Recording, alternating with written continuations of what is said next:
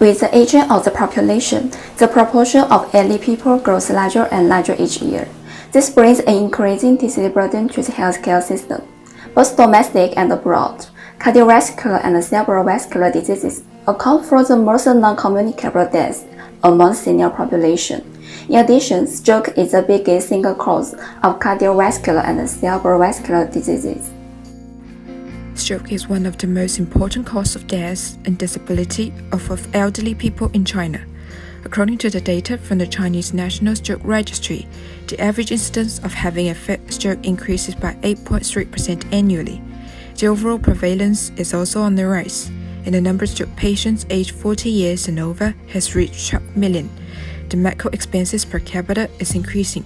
The prevention and treatment of stroke in China is confronted with huge challenges, so need to be further strengthened.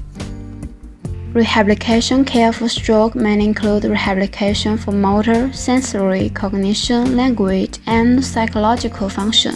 In China, more than 17% of stroke survivors are left with varying degrees of functional impairment, of whom 14% are severely disabled. In addition, post-stroke depression occurs in nearly one-third of the stroke survivors and is the most common mental complications in stroke. Given the burden of disease and the feasibility of treatments, we choose to make interventions with motor capacity and psychological functions. However, what kinds of intervention program will be effective and worth spreading? Through our previous investigation, we've learned that smart devices are increasingly utilized in every aspect of life, such as map navigation and automatic driving. The proper use of smart devices has also been proven to improve our health. For example, the smart bracelet that is used by almost every children and young adults in our country now can not only record steps, heart rate, and even blood pressure, but also calculate people's health status from this data. In that case, our goal is to develop several interventions which can promote the rehabilitation of post-stroke patients. To justify our interventions, we can conduct several trials. If the results turn out to be effective, we can apply our interventions to post-stroke patients in need on a large scale.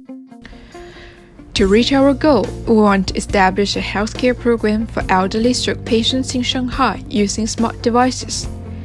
Here shows our project design. Our target population is elderly people over 60 years old with mild dysfunction caused by hemorrhagic or ischemic stroke.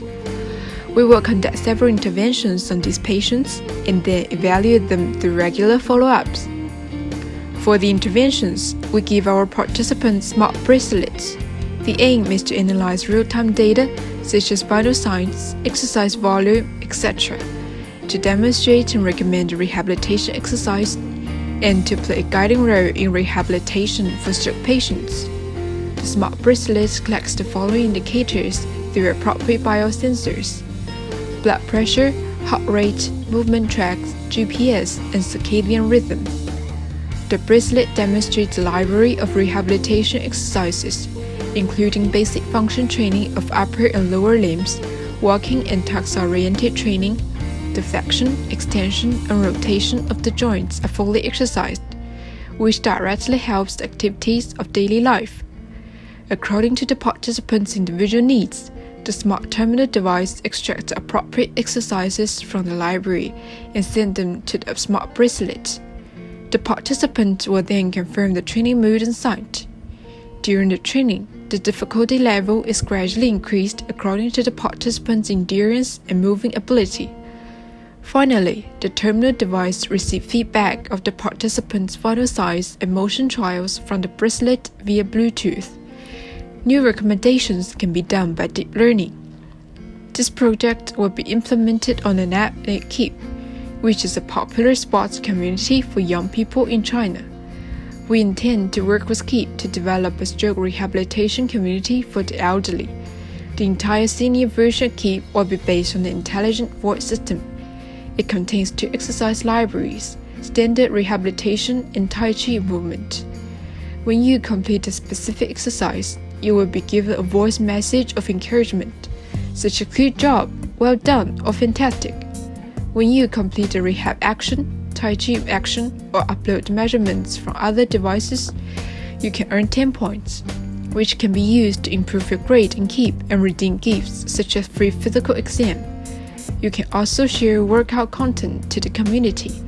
The content of the open community can be viewed by friends to get their likes and comments.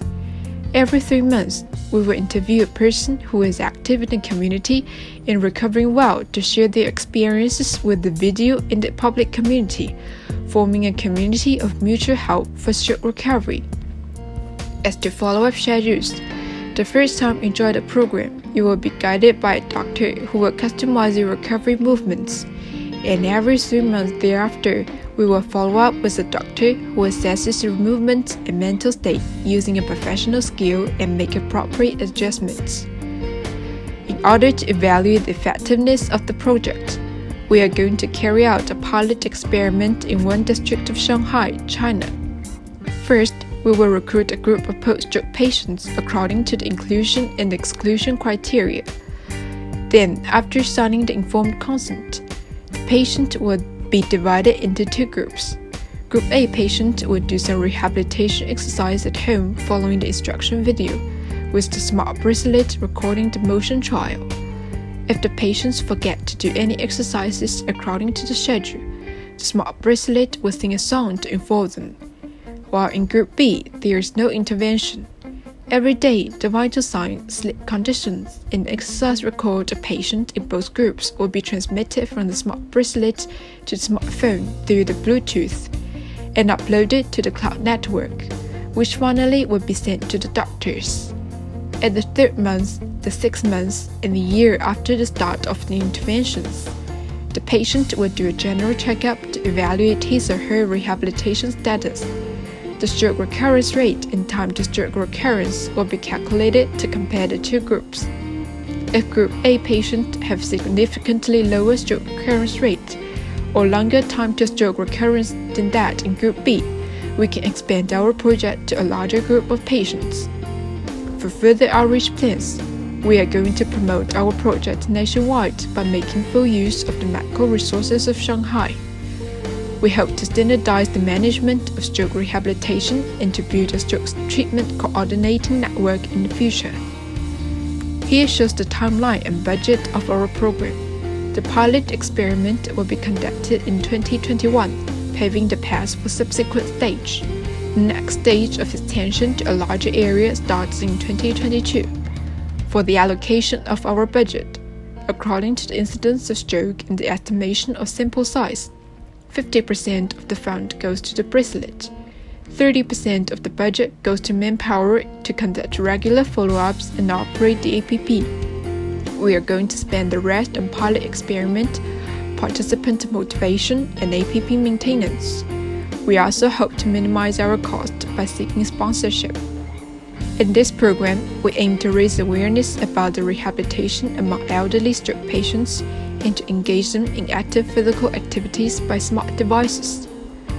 Enhancing patient social function in evidence-based family practice and providing standard care similar to that provided in hospitals can bring down costs and make rehabilitation of stroke patients more accessible, acceptable, and sustainable in the face of inadequate medical resources.